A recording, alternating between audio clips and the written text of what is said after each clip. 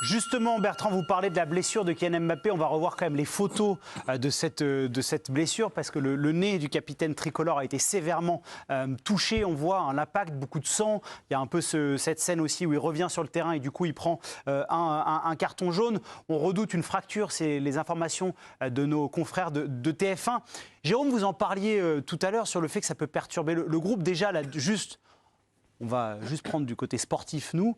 Il y a un match face aux Pays-Bas qui arrive. Est-ce qu'il a une chance quand même d'être sur le terrain? Parce que la fracture du nez comme ça, même s'il y a des masses maintenant, ça paraît compliqué. En si peu de temps, 4 jours, hein, c'est vendredi soir. Ouais, c'est vendredi soir. Donc en si peu de temps, c'est tendu. Alors c'est vrai que c'est pas un joueur qui... On pourrait parler d'un défenseur central qui va avoir dans le match beaucoup de ballons à jouer de la tête et des duels. Il aime pas ça normalement les têtes et là il se le pète sur une tête. Ouais, c'est un coup d'épaule. Ouais, il va jouer de la tête et il prend l'épaule. Ouais. Mais ça me paraît court. Après, avec un masque, maintenant il y a des choses qui sont très très bien faites. Et c'est pas un joueur qui va disputer 60 duels de la tête dans un match, tu vois. Donc après il y a la douleur aussi qui compte.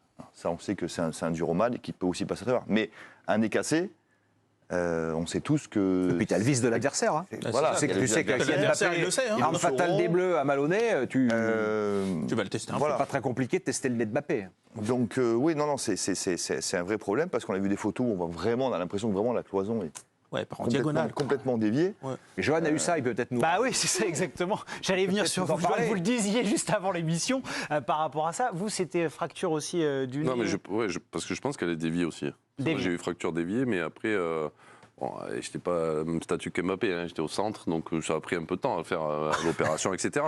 Mais sur la douleur au moins. Après, il faudrait peut-être demander à un médecin, mais je pense que non, la douleur, c'est pas très douloureux en fait. Mais la façon de respirer. Ouais, après c'est la façon de respirer, bien sûr. Mais si on t'opère là aujourd'hui, si c'est dévié que remet la cloison, il y a quand même un danger de la faire que ça reparte de travers, quoi. Donc je sais pas, mais à mon avis pour vendredi c'est cuit. Ah carrément. Ah ben oui, si t'as une fracture déviée, c'est quand même compliqué de venir 4 jours après, quoi. Hein? Pour vous, Régis, c'est pratiquement certain. Oui. Moi j'ai vu des joueurs que j'ai eu sur une fracture. On enchaîné le 3 jours après, quand il y avait des matchs, 3 matchs dans la semaine. Ça m'est arrivé 2 fois par expérience. Le joueur, il n'a pas pu jouer. Hein. En fait, c'est le lendemain matin, au réveil, quand ça s'est refroidi, la douleur, la façon dont tu vas respirer. Mais même là, tu vois, le staff, il dit que c'est pas très beau. Alors moi, si c'est pas trop beau, si c'est pas très beau, et si ça juste une fracture. Si ça repète dessus. Si c'est juste une fracture nette. Tu vois, je pense pas que le staff dirait c'est pas très beau, que on est inquiet, tout ça. Parce qu'une fracture nette, il y a souvent des mecs qui peuvent jouer derrière, quoi. Tu vois, si ça n'a pas bougé, la cloison n'a pas bougé, ils mettent le masque et tu joues. Là, par contre, je pense qu'il dit ça, c'est que c'est plus qu'une fracture. Si ça repète dessus, parce qu'on sait très bien en plus que quand on a un truc comme ça, dans le match d'après. Ouais, tu reprends. Mais tu reprends 100% du temps, tu c'est pas reprends une vraie protection, les trucs. C'est sûr et certain. Si, les masques qui sont. Ouais, tu risques rien avec ça. On a juste, puisque Johan, vous demandiez un médecin. Hein. Et ben la régie s'est débrouillée pour avoir un médecin. C'est Fabrice Briand, ancien médecin des Bleus et du FC Nantes, exactement. Il est avec nous par téléphone. Bonsoir Fabrice, merci d'intervenir dans l'équipe du soir. Bon, vous n'étiez pas sur le bord de la pelouse, mais à chaud comme ça, votre réaction sur la fracture du nez de Kylian Mbappé? Eh ben, c'est une fracture chez un sportif de haut niveau. La prise en charge va être peut-être différente d'un kidam moyen. Là, sur ce que l'on a vu, effectivement, il y a une déviation de la cloison nasale. Donc, il va falloir un geste chirurgical pour redresser la cloison. Et puis après, c'est la disponibilité du joueur pour les confrontations futures. Vous et moi, on est interdit de faire quoi que ce soit pendant plusieurs semaines. Après, ça va être les sportifs de haut niveau. On a vu des sportifs jouer avec des protections après. Ceci étant, s'il y a un geste qui est fait là ce soir au niveau de l'Allemagne, effectivement, il faudra quand même un peu de temps pour que ça cicatrise et dans les 10 à 15 jours qui viennent, c'est vrai que ça va être un peu compliqué. Il faut bien évidemment faire, et c'est ce qui doit être fait actuellement, un bilan complet avec une imagerie pour voir s'il n'y a que la cloison nasale qui a été touchée, s'il n'y a pas d'autres os du massif facial qui ont été atteints, notamment je pense aux zygomatiques, qui est un morceau là qui est juste donc sous l'orbite et qui des fois est touché aussi donc dans ses atteintes et ses traumatismes faciaux. Si ça c'était le cas, ben là malheureusement je pense que la compétition serait terminée pour le joueur. S'il n'y a que la cloison nasale qu'il faut redresser, que les os propres du nez ne sont pas touchés, que c'est juste le cartilage qui est touché, eh bien, il faudra le remettre en place. Et puis après, c'est une question donc de cicatrisation. Chez les sportifs de haut niveau, une prise en charge peut-être un peu particulière et peut-être après, on peut prendre le risque de les faire jouer avec une protection. Mais en tout cas, c'est quelques jours, voire une semaine, en tout cas où là, on ne va pas bouger. Oui. Juste pour qu'on soit bien clair, Fabrice Briand, on rappelle donc ancien médecin des Bleus et du FC Nantes. Vous nous dites, comme ça, à chaud, évidemment, on n'a pas tous les éléments encore, que c'est au minimum 10 jours d'absence selon vous pour Kylian Mbappé? Alors encore, il faut avoir donc l'état réel donc de la blessure. Si ce n'est que la cloison nasale qui est un élément cartilagineux. Là, il était sur les images déplacées, donc il va falloir le replacer. Il va passer au bloc et donc il va y avoir un geste qui va être fait pour redresser la cloison. Et puis après, il faut que ça cicatrise. Alors effectivement, derrière, on n'a pas envie de remettre le joueur en situation de contact direct pour que ça se redéplace. Mais effectivement, c'est des contextes particuliers. Ce sont des sportifs de haut niveau et c'est vrai qu'on n'a pas la même attitude qu'avec quelqu'un qui fait du sport en tant qu'amateur. Donc, il faudra revoir. Mais encore une fois, donc s'il n'y a que ça, il peut-être, en fonction donc du geste, réapparaître pour la fin de la compétition. Mais en tout cas, il va falloir attendre là le geste, que ça se désenflamme. Et puis après, il y a les notions de douleur et de protection à avoir. Ça sera à rediscuter en fonction de ce qui aura été fait ce soir. Fabrice, j'ai une question de quelqu'un que vous connaissez bien, c'est Jérôme Alonso. Salut oui, Doc, Jérôme. Ça va Doc? Salut Jérôme. Doc, tu nous dis que oui, les masques existent et sont très performants de nos jours. Néanmoins, si le stade de la fracture, si on en arrive à la déviation, comme tu dis, est-ce que, nonobstant le masque, est-ce que le risque est élevé quand même de faire jouer le joueur Ah oui, tout à fait. C'est pas donc quelque chose donc au niveau médical qui est souhaitable donc pour le joueur. Après, il faut que ça se stabilise parce que le risque, c'est sur des fragments qui sont quand même instables, même s'ils ont été remis, que derrière donc ça se redéplace secondairement et on va pas aller opérer donc 3 ou 4 fois donc le joueur pour remettre sa cloison. Donc une fois qu'on a remis donc la cloison, on a tendance à effectivement attendre que ça consolide bien avant de le remettre en situation de contact direct. Donc c'est vrai que là, le fait qu'il y ait donc très certainement un geste ce soir sur la cloison nasale de Kylian Mbappé, donc je pense que c'est quelque chose qui va peut-être arrêter donc sa participation à l'Euro. Juste, Fabrice, par rapport à votre expérience, est-ce que ça vous est déjà arrivé ce type de blessure à traiter?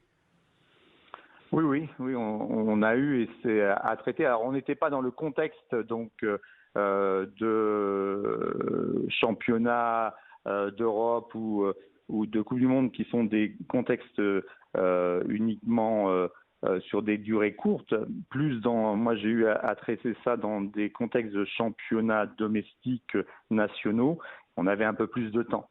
Là se pose le problème d'une disponibilité du joueur pour l'équipe dans un laps de temps très court. Et c'est vrai que par rapport à ce type de blessure, on peut être un peu pessimiste. Question de Stéphane Guy pour vous, Fabrice. J'imagine, docteur, que ça a été anticipé par le staff des Bleus, le fait qu'il y ait ce genre de pépin. Vous dites ils peuvent intervenir ce soir. Ça veut dire qu'on sait déjà, avant un match comme ça, quel hôpital on voit, quel spécialiste on voit, s'il y a tel et tel problème. C'est prévu ou là, on est vraiment dans l'urgence absolue?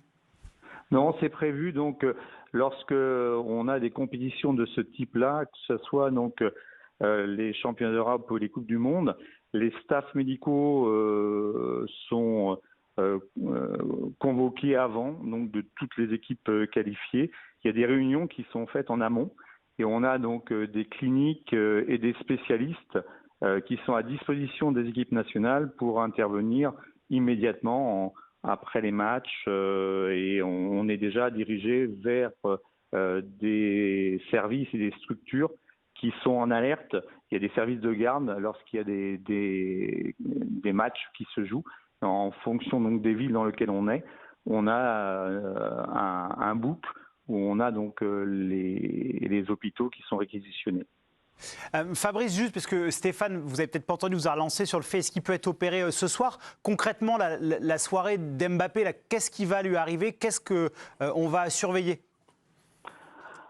On va faire d'abord un bilan donc lésionnel complet avec des examens donc très certainement d'imagerie, donc scanner ou une IRM, très certainement une IRM, et puis après donc un spécialiste va donc donner un avis.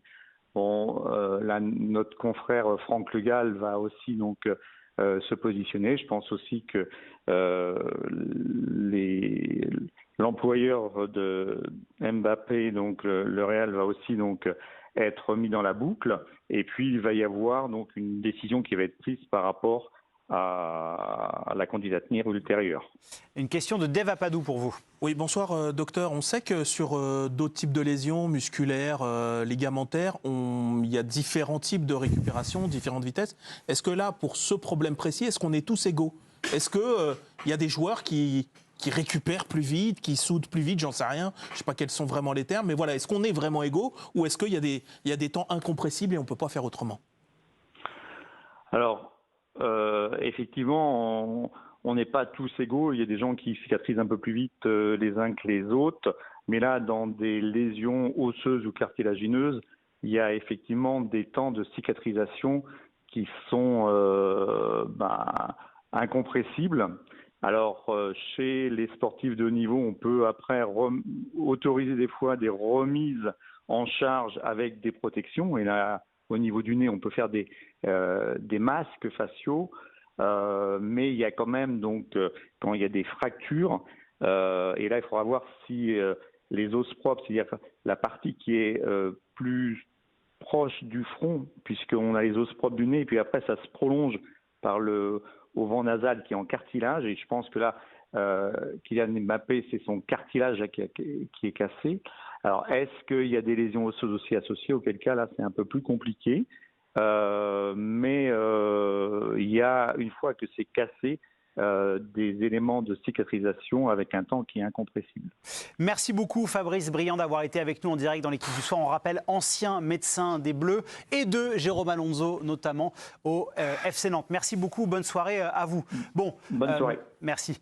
Des nouvelles sont pas rassurantes. Alors on attend quand même, c'est important, et là c'est une analyse à chaud sans tous les éléments. On attend le diagnostic du staff médical de l'équipe de France. Mais Johan, quand même, l'information, c'est qu'il y a quand même 10 à 10 jours où ça va paraître extrêmement compliqué pour Kylian Mbappé de fouler la pelouse. Ouais, parce que je disais tout à l'heure, c'est que s'il y a une fracture nette, je pense que ça peut être plus rapide, mais s'il y a une déviation de la cloison, il y a des temps, comme vient de le dire le docteur, où tu ne peux pas aller plus vite, quoi, en fait, parce qu'il faut que ça cicatrise.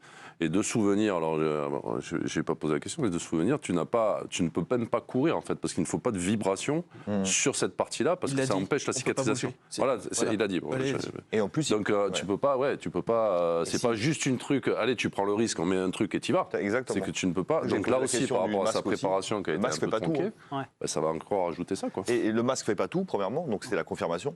On disait juste avant qu'on ait le doc au téléphone, ah mais le masque, non mais le masque en fait, ça fait pas tout.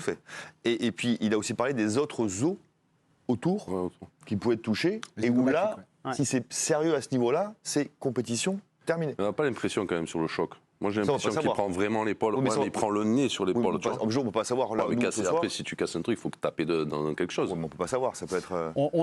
J'ai l'impression que c'est que le nez. C'est que le nez. On attendra bien sûr le diagnostic du staff médical des Bleus. Il y a Bertrand Latour qui est sur place. Là, Stéphane. La France joue vendredi et mardi. Donc on peut considérer que c'est deux matchs.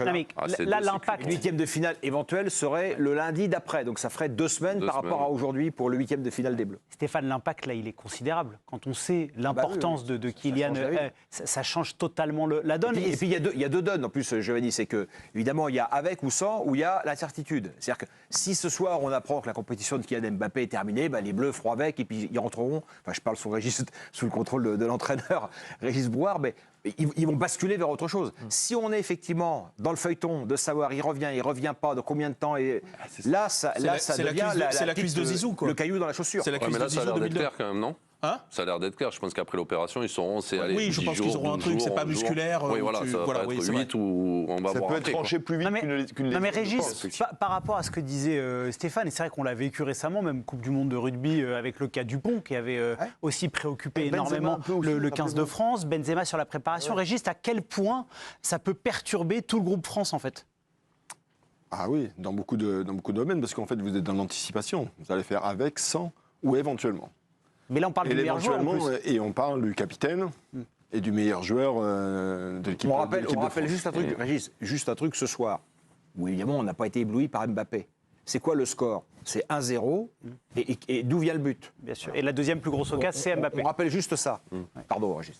Non, après, voilà, Didier Deschamps, ce soir, déjà, il est dans une réflexion avec son staff, de savoir comment il va s'organiser, quel joueur, Si jamais c'est fini. si c'est fini, la suite de la préparation, les joueurs dans quel état ils sont. Là, vous refaites un bilan un peu global, parce qu'il y a des choses qui étaient axées beaucoup sur lui et sur Mbappé. Donc là, vous allez détourner un petit peu les choses et réfléchir à autre chose aussi. Ça va être intéressant s'ils peuvent le récupérer qu'en quart ou en demi, par exemple, s'ils le gardent. Ouais, Parce qu'on c'est sait qu'il y sûr. a certains joueurs qui n'ont pas été gardés. Vous faites référence à Non, Karim mais il a Benzema. raison. Bah, il a c'est raison. bien quand sûr. même, Non, mais la on différence- renvoie le truc à une autre Johan, histoire. la différence, là, il y a une différence fondamentale, c'est qu'il ne peut pas être remplacé. Dans la liste, il est là. Donc de toute façon, le cas Karim Benzema, c'était. Dans les faits, il n'a pas été remplacé. Non, mais il aurait pu l'être. Ah, ils l'ont fait pour éventuellement le remplacer. Mais ils l'ont pas remplacé. Mais Stéphane, il n'y a pas un problème de joker médical? Non. Sur une blessure grave, sur une compétition comme ça? Là, il doit rester à 25, c'est terminé. Il aurait pu prendre 26. Et Même il les reste- gardiens, parce que il maintenant, reste à tu 25. prends Trois, trois gardiens. Trois gardiens. Donc ils ont doublement bien fait de le prendre ce match parce que si déjà ta phase de poule c'est sans Mbappé, sachant que le prochain rendez-vous c'est Enfin, quand même après, il y a une vie. Évidemment, là, on est tous sous le choc. Il y a une vie sans Mbappé aussi. oui, il y a hein, une vie c'est- sans oui, Alors, une vie juste, sans c'est Mbappé, l'équipe de mais, France, hein, c'est pas- mais- souvent il y a eu surtout une vie avec lui quoi. Oui, on est d'accord. Messieurs, par rapport à ça, parce qu'il y a d'autres médecins qui nous ont contactés à la rédaction de la chaîne L'Équipe et de l'Équipe du Soir, qui sont un peu plus mesurés que Fabrice Briand et qui ont un constat un peu moins alarmiste, notamment sur la durée de Moi, je l'indisponibilité. demande qu'on appelle le docteur Raoul quand même, avant de. Écoutez, j'ai pas son numéro. Stéphane, je suis vraiment navré. Dave, vous commenciez à l'amorcer. Moi, je vais clairement poser la question, et je suis désolé. L'équipe de France, c'est Mbappé. Tout est fait pour lui. Tout est organisé pour lui. On parlait de Marcus Thuram, son positionnement. pas aller trop loin, C'est comment? Non mais c'est la Il y a un peu Griezmann, par exemple, tu vois. Non, je sais. Non, je parle dans le logiciel de Didier Deschamps. Oui, Didier Deschamps on a a l'impression construit l'équipe. Ah oui, donc qu'il a précise, construit alors, l'équipe de voilà. France Précise, alors. autour de. Je voulais pas vous offenser, Non, mais tu n'as président. pas dit dans le logiciel de Là, Deschamps. là, c'est une catastrophe pour le J'ai l'impression que c'était ton Oui, bien avis. sûr, parce qu'il en a fait depuis maintenant 2 ans, enfin depuis la Coupe du Monde 2022 de manière nette, depuis le départ du groupe de Benzema, il en a fait l'alpha et l'oméga de cette équipe. C'est-à-dire qu'on joue pour lui, ce qui n'a rien de scandaleux d'ailleurs. Tu joues pour ton meilleur joueur, c'est un peu comme ça dans toutes les meilleures équipes, dans toutes les équipes, surtout pour ton joueur le plus décisif. C'est ça aussi, parce que c'est ce qui permet à cette équipe de s'exprimer comme ça. On l'a vu en 2022, c'est-à-dire finalement d'être un peu minimaliste dans le jeu, on va dire ça comme ça, et puis létal parce que tu as quelqu'un en face qui, sur sa vitesse, son adresse, son flair, peut te tuer un match et te faire mentir même le rapport de force. Et là, c'est un peu toute la stratégie, je ne sais pas, mais en tout cas, ouais, presque ça, la stratégie et la construction qu'il avait même énoncée là, dans toutes les conférences de presse ou même les interviews qu'il a données avant l'Euro. Il a bien dit, bah oui, mon équipe c'est Mbappé, en tout cas c'est celui que je vais préserver. Quand on lui dit, mais est-ce qu'il doit moins défendre? Ouais, enfin bon, il ne le dit pas comme ça. Mais il le dit. Non, mais il a calculé les équilibres par rapport au bien-être sportif de Mbappé. Exactement. Donc, et en soi, c'est pas c'est pas ridicule non plus. Mais là, ça rebat toutes les cartes. Exactement. Les cartes, juste pour ceux qui nous rejoignent, on rappelle qu'on a eu Fabrice Briand, ancien médecin de l'équipe de France et du FC Nantes, qui nous a annoncé, on n'a pas encore le diagnostic précis parce que le staff médical de l'équipe de France n'a pas communiqué, mais une absence au minimum de 10 à 12 jours. Donc déjà pour le match face aux Pays-Bas et pour le dernier match face à la Pologne, c'est cuit pour Mbappé, selon Fabrice Briand. Ouais, juste un mot, je ne sais pas quelle va être l'absence, on ne le sait pas et on va le savoir dans les prochains jours, de Kylian Mbappé. Il se trouve que dans ton malheur, il se trouve que ce coach-là, Didier Deschamps, on en pense qu'on veut, mais il a une capacité à te réorganiser des groupes en fonction des absences. En 2022, tu as quand même coup sur coup Kanté, Pogba, enfin tu as une partie de ton milieu de terrain qui tombe. Benzema, qui est ballon d'or en titre à ce moment-là, qui saute au dernier moment. Hernandez les croisés. Exactement, et Hernandez au premier match, C'est tu as vrai, raison, à la Australie. demi-heure, il saute. Enfin, tu vois ce que je veux dire, il y a peu d'équipes qui survivraient à ça. Bon, t'es à 10 cm de prendre la finale, quoi. Parce que c'est ce que j'ai dit tout à l'heure, t'es la France quand même. C'est-à-dire que t'as un potentiel. Exactement, t'as un Évidemment, réservoir. on a un génie, mais il y a quand même. T'as un petit effectif. Sous le génie, t'as quelques bien sûr, joueurs bien sûr. Bah oui, qui sont méritent le coup d'excellentes factures, effectivement. Bertrand, juste sur l'atmosphère qu'il y a à Düsseldorf, je suppose qu'on ne parle que de ça, de Kylian Mbappé, de son état, de son nez. Non, pas tout à fait. Joe, désolé, parce qu'il y avait un joueur autrichien, le gardien, qui était là il y a de cela quelques instants, donc il a été interrogé là-dessus et chacun fait un peu son boulot. Mais c'est vrai que quand je suis arrivé à ce moment-là, oui, les confrères écoutaient les déclarations de Didier Deschamps pour savoir ce qu'il avait indiqué au sujet du capitaine. Mais je mesure bien en vous écoutant et en ayant vu l'image du nez de Kylian Mbappé que c'est à nouveau ce qui va nous agiter pendant des jours. Des heures et des jours, et forcément ça va être un nouveau feuilleton. On a un peu la guigne, les Français, en ce moment. Il y a eu Antoine Dupont à la Coupe du Monde de rugby, et là on est bien parti à nouveau pour avoir un feuilleton de savoir ce qu'il a, ensuite quand il reviendra, à quel moment, dans quelles conditions physiques, et qui va le remplacer. Ça rebat énormément de cartes. C'est pas loin d'être une catastrophe quand même en l'état, parce que il n'est pas forfait, évidemment, on attendra de voir, mais ça implique tellement de choses. C'est-à-dire que l'animation est totalement destinée à le rendre le plus important, le plus décisif possible, avec Marcus Thuram qui évolue dans une position différente en fonction du placement de Mbappé. Enfin, il y a tellement de choses. Il y a le brassard aussi, et il prend de plus en plus de place que... Ouais, j'étais enthousiaste quand je suis arrivé là, et on l'est un peu moins là déjà, malheureusement. On n'a pas de répit, les Français.